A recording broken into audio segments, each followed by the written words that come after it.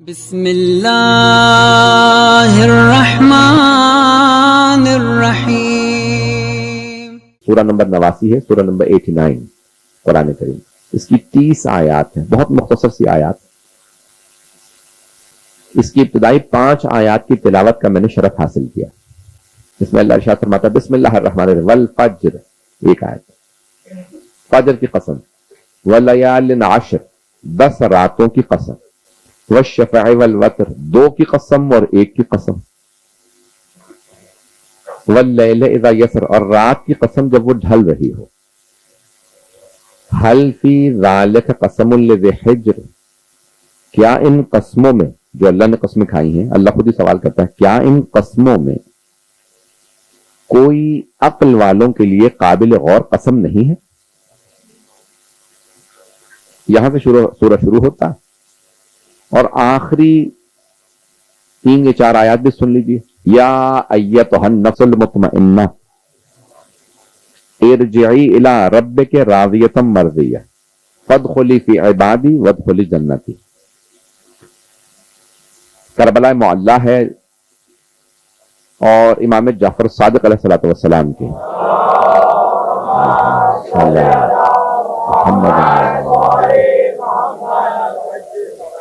حدیث مبارکہ ہے جس میں امام ارشاد فرماتے ہیں اکثروا تلاوت سورۃ الفجر لانہا سورۃ ابی عبداللہ الحسین، سورہ فجر کو کثرت سے تلاوت کیا کرو کیونکہ یہ ابا عبداللہ الحسین کا سورہ ہے۔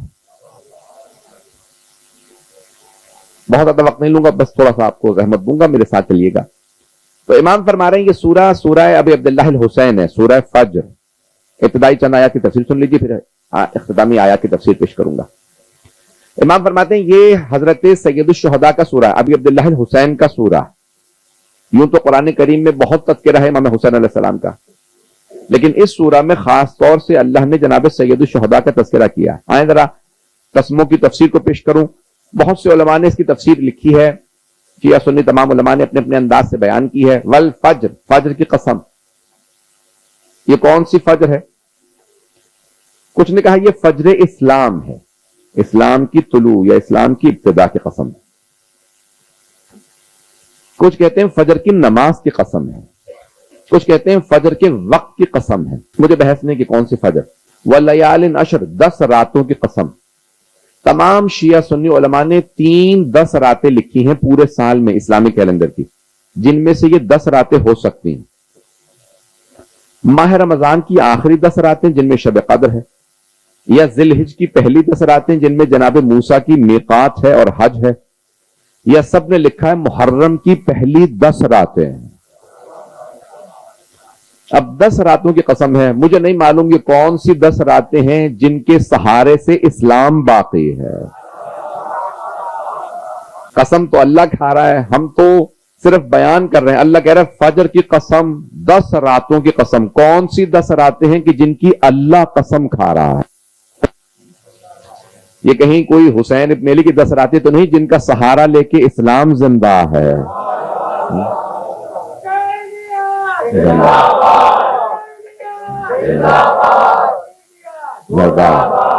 صلاۃ علی محمد وعلی محمد، صلاۃ تشریف لائیے۔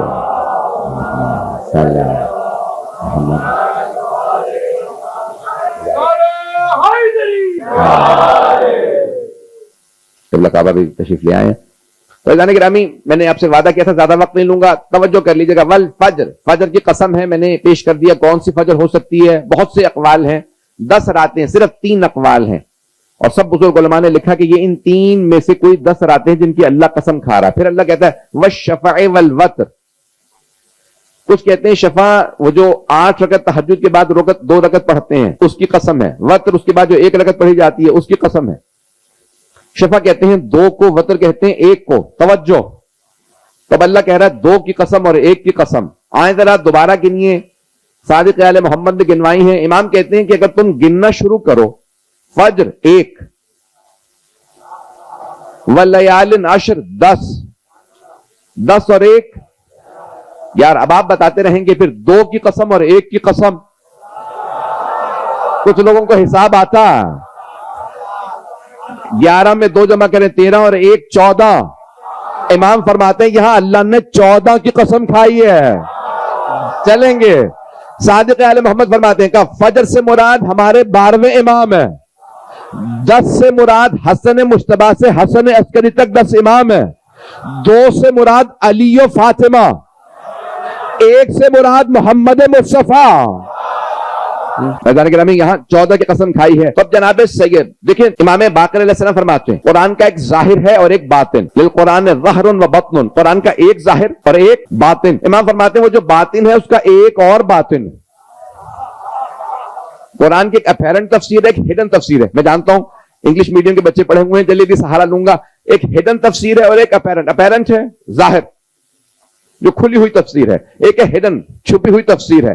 امام فرماتے ہیں وہ جو چھپی ہوئی تفسیر ہے نا اس کی ایک اور تفسیر ہے, اس چھپی ہوئی تفسیر کی ایک اور تفسیر. امام فرماتے ہیں ظاہر ایک ہے باطن 70 ہے. کہ دنیا کے پاس ایک ظاہر ہے, ہم آل محمد کے پاس 70 کے 70 باطن ہیں. ہمارے پاس 70 کے 70 باطن. تو ہم آل محمد کے معنی چلتے رہیے گا. تھوڑی سی زحمت دے رہا ہوں آپ کو, میرے تمام بھائیوں کی, میری اور میرے بہنیں, میری بیٹیاں, میرے بھائی, میرے بزرگ, میرے بچے, سب جو میرے ٹوٹے پھوٹے الفاظ ہیں انہیں قبول فرما لیجیے گا. بہت زیادہ وقت نہیں لوں گا. تو اب یہاں اللہ نے فجر سے مراد جو بھی ہو ہمارا عقیدہ کہ یہ کوئی ایسی فجر ہے جس کی اللہ قسم کھا رہا. ایک جملہ پیش کر دوں. پورے قرآن میں اللہ نے صرف 2 نمازوں کی قسم کھائی ہے. نمازیں کتنی ہیں؟ اونچی آواز سے جواب دیں. نمازیں کتنی؟ دن میں 5 نمازیں. نمازیں بھی پنجتنی ہیں.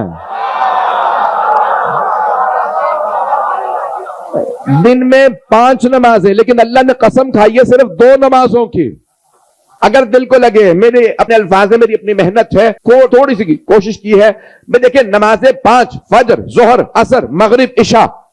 اللہ نے پورے قرآن میں جب قسم کھائی تو صرف 2 نمازوں کی.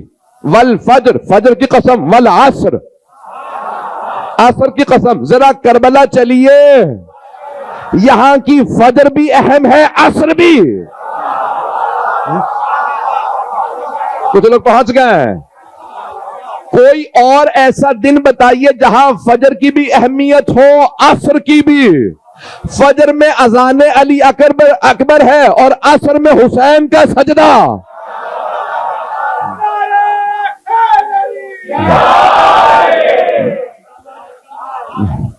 ایک اذان ہے, ایک سجدہ ہے. کسی ایسے ہی اذان کے صدقے میں اسلام باقی ہے. کسی حسین کے صدقے میں آج تک حسین ابن علی کے ایک سجدے میں پورا دین باقی ہے. جملہ کہہ رہا ہوں بہت معذرت کے ساتھ. مجھے بتایا گیا کہ شیعہ سنی مجمع ہے, سارے میرے بھائی سن رہے ہیں, لائیو جا رہی ہے مجلس, جہاں جہاں آواز جا رہی ہے سن لیجئے گا. جملہ پیش کر رہا ہوں. عزیزان گرامی, جناب سید الشہداء مکے سے آئے تھے, مکے سے کربلا آئے تھے. مدینے سے مکے گئے. توجہ, مدینے سے جب عراق آئیں گے, کربلا آئیں گے تو نارتھ کی طرف ہے, شمال کی طرف. مکہ ساؤتھ کی طرف ہے, جنوب کی طرف. امام حسین کہہ رہے ہیں میں عراق جا رہا ہوں, لیکن جا رہے ہیں پہلے مکے. یہ والا میڈیا اس زمانے میں نہیں تھا. سوشل میڈیا نہیں تھا, پرنٹ میڈیا نہیں تھا, الیکٹرانک میڈیا نہیں تھا. بھئی جتنے بھی میڈیا کے آج ذرا ہیں یہ اس زمانے میں نہیں تھے, لیکن میڈیا تھا. اس کا میڈیم الگ تھا, اس کا ذریعہ الگ تھا. میڈیا تھا, ذریعہ الگ تھا. مجھے نہیں معلوم مجمع ہے یا نہیں ہے. اس کا ذریعہ الگ تھا. مولا حسین نے دیکھا سب سے بڑا اجتماع اس زمانے کا مکے میں ہوتا, تو آپ نے کہا کربلا جانے سے پہلے سب سے بڑے اجتماع میں اعلان کر کے جاؤں, جا کیوں رہا ہو. اب پہنچ گئے.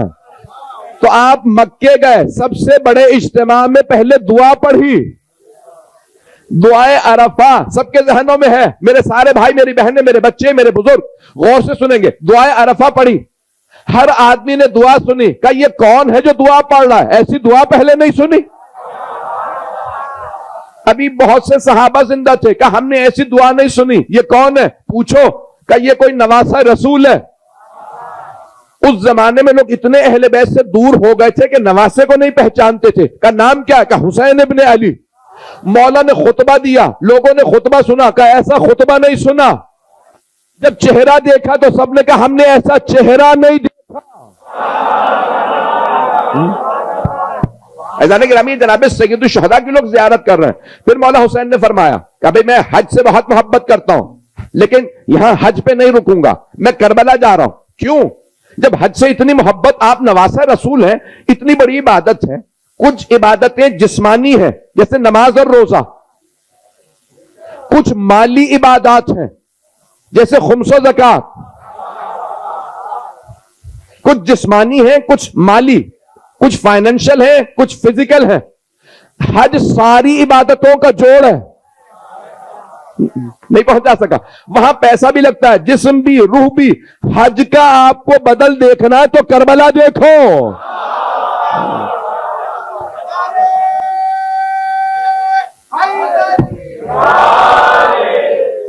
سب آپ پڑھیں.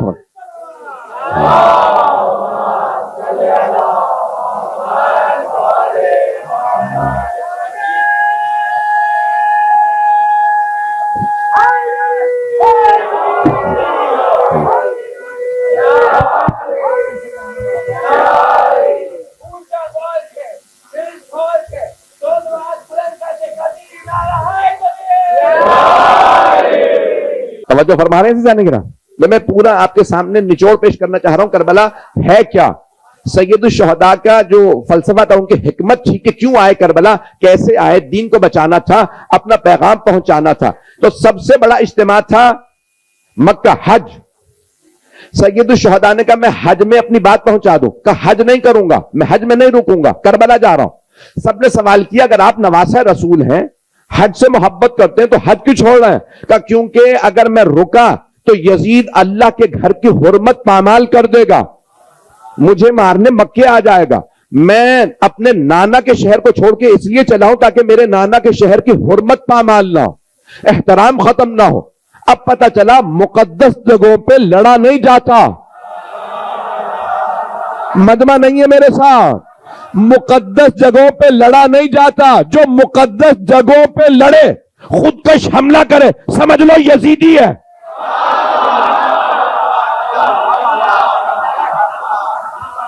میں اس سے زیادہ سخت جملہ نہیں کہہ سکتا. تو ایزان گرامی جناب سید الشہداء نے کہا میں کربلا جا رہا ہوں, اپنا حرم خود بنا کہ میں کربلا جاؤں گا. اب سارے کے سارے حاجی اپنے اپنے گھر واپس چلے گئے حج کر کے. اس زمانے میں حج بڑا مشکل تھا, جہاز نہیں تھے, ٹرینیں نہیں تھیں, لوگ بڑے مصیبتوں سے سفر کر کے حج پہ آتے تھے. پورا شہر باہر آتا تھا استقبال کے لیے, پوری بستی آتی تھی. حج کر کے آئے ہو, کیسا تھا حج؟ کہ حج تو بہت اچھا تھا, لیکن اس سال بڑا ایک عجیب و غریب واقعہ ہوا. کوئی نواسہ رسول حسین ابن علی ملے. اب سارے عالم اسلام میں بات پھیل گئی کوئی حسین ہے. کہ لیکن انہوں نے حج نہیں کیا. ارے نواسہ رسول ہو کے حج نہیں کیا؟ کہ نہیں, وہ کہہ رہے تھے میں کربلا جا رہا ہوں کیونکہ کوئی یزید انہیں مارنا چاہتا ہے. اب جملہ سن لیجئے گا بہت معذرت کے ساتھ, میں گستاخی نہیں کر رہا ہوں. حج کرنے والے حاجی بہت تھے, حج بچانے والا بس ایک تھا.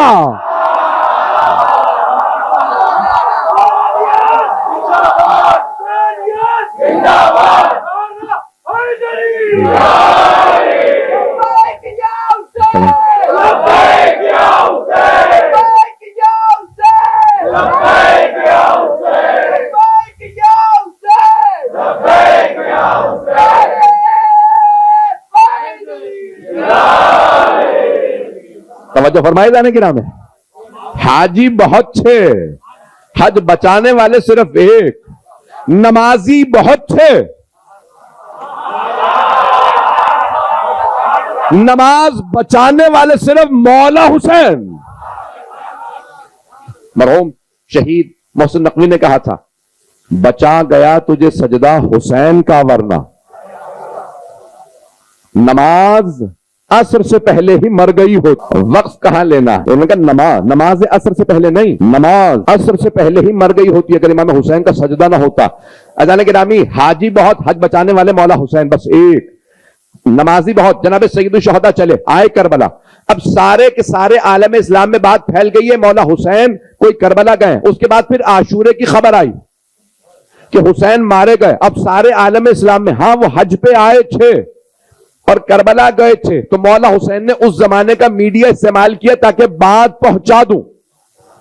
ایک بہت بزرگ کی مثال پیش کر رہا ہوں نوجوانوں کے لیے، بچوں کے لیے خاص طور سے. یقین مانے میری جتنی حالت خراب ہے میں جانتا ہوں، پھر میں پورا زور لگا کے مجلس پڑھ رہا ہوں صرف آپ کی محبتوں کی خاطر، کہ آپ کی عقیدت ہے، جس عقیدت سے آپ مولا حسین کو پرسہ دینے آئے ہیں، آپ کی عقیدت پوری ہو جائے. میں پورا اپنا زور لگا رہا ہوں. نہ میری نیند پوری ہو رہی ہے، نہ میرا سینہ اس وقت اس حالت میں ہے، نہ دماغ، بالکل میری حالت خراب ہے، لیکن پورا زور لگا کے صرف مجلس اس لیے پڑھ رہا ہوں. مولا حسین کی بارگاہ ہے، اگر ایک حرف بھی قبول ہو گیا تو میں جانتا ہوں میری شفاعت کے لیے کافی ہے. اور حسین کریم ہیں جنہوں نے غیروں کو کبھی رد نہیں کیا.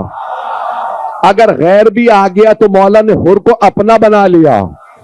تو ظہر قین آیا اپنا بنا لیا، تو یہ اپنوں کو رد نہیں کرتے ہیں، بہت کریم امام ہیں. تو یقین کے ساتھ کہ آپ کی زیارات قبول ہے. تو جناب سید الشہداء نے کیا ہے، میں پوری آپ کے سامنے جو پوری تاریخ نچوڑ پیش کرنا چاہ رہا ہوں کہ سورہ فجر ذہن میں رکھیے. مولا حسین نے پورا کا پورا میدان سجایا، کہ سب کے سب آ رہے ہیں. میں وہاں مکے کے اندر طواف چھوڑ کے آیا ہوں، لیکن یہاں طواف ہوگا. وہاں حاجی طواف کر رہے تھے، یہاں رسول کی نواسیاں.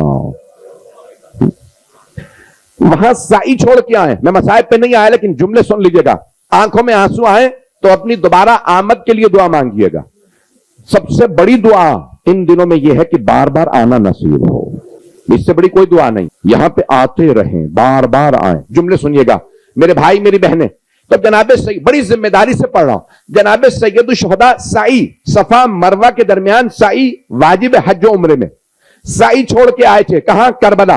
بھئی اس وقت انٹرنیٹ کا دور ہے، بڑی ذمہ داری سے کہہ رہا ہوں، جتنا فاصلہ صفا سے مروہ کا ہے 384 میٹر 384، اتنا ہی حرم میں مولا حسین سے مولا عباس کے حرم کا فاصلہ. وہاں ہاجرہ چلی تھی، یہاں فخر ہاجرہ زینب کبریٰ صدیقہ صغریٰ، انہوں نے چل کے بتایا، اے حسین ان الصفا والمروہ من شعائر اللہ. اللہ نے قرآن کریم میں سورہ بقرہ میں فرمایا بے شک صفا مروہ اللہ کی نشانیاں ہیں. اے میرے بھائی، اس سے بھی بڑی نشانی آپ دونوں کے حرم بن جائیں گے. دیکھیں اللہ کا وعدہ کیا ہے جو میں پیش کرنا چاہ رہا ہوں. میں مطالب بہت سے ذہن میں لے کے آیا تھا، کیونکہ اس وقت جگہ نہیں ہے، لوگ کھڑے ہیں، زیادہ تفصیل میں نہیں جاؤں گا. کیا سید الشہداء نے؟ وہاں قربانی تھی. مکے میں انسان قربانی دیتا ہے. سید الشہداء نے کہا پروردگارہ ایسی قربانی دوں گا کہ اسماعیل بھی کہیں گے حسین آپ کی عظمتوں کو سلام. میرے تو صرف گلے پہ چھری رکھی گئی تھی تو میری ماں اتنے دن تڑپتی رہی. جب کرتا بدل رہی تھی نا جناب ہاجرہ، بچہ، بیٹا یہ نشان کیسا گلے پہ؟ کہا اماں کچھ نہیں ہوا تھا، بابا نے صرف چھری رکھی تھی. کہا بیٹا کی چھری رکھی تھی؟ کہا بابا نے خواب دیکھا تھا کہ مجھے ذبح کر رہے ہیں. تو جناب ہاجرہ نے بس ایک سوال کیا، اگر چھری چل جاتی تو کیا ہوتا؟ اور یہ کہہ کے جناب ہاجرہ بے ہوش ہو گئیں اور 3 دن تک بس ایک ہی سوال کرتی تھی، اگر چھری چل جاتی تو کیا ہوتا؟ میں کہوں گا بی بی ذرا آ کے کربلا میں دیکھیے، یہاں ایسے خنجر چلے ہیں کہ خاتون جنت. آج رونے میں کوئی بخل نہ کرے، میں بڑی تفصیل سے پڑھنے کا عادی ہوں مسائل.